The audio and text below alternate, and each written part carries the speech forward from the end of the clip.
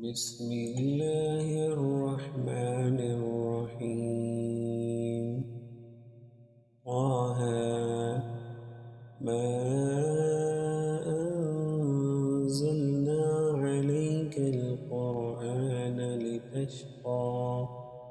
إلا تذكرة لمن يخشى تنزيلا ممن خلق الأرض والسماوات العلى الرحمن على العرش استوى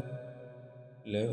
ما في السماوات وما في الأرض وما بينهما وما تحت الثرى وإن تجهر بالقول فإنه يعلم السر وأخفى الله لا إله إلا هو له الأسماء الحسنى وهل أتاك حديث موسى إذ رأى نارا فقال لأهلهم كثوا إني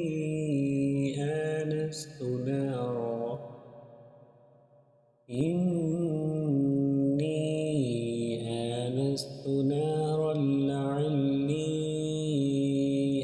آتيكم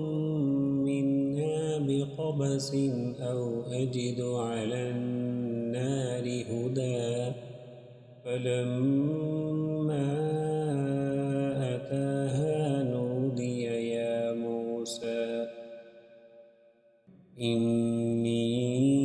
أنا ربك فاخلع عليك إنك بالواد المقدس طوى وأنا اخترتك فاستمع لما يوحى إنني أنا الله لا إله إلا أنا فاعبدني وأقم الصلاة لذكري إن الساعة آتية أكاد أخفيها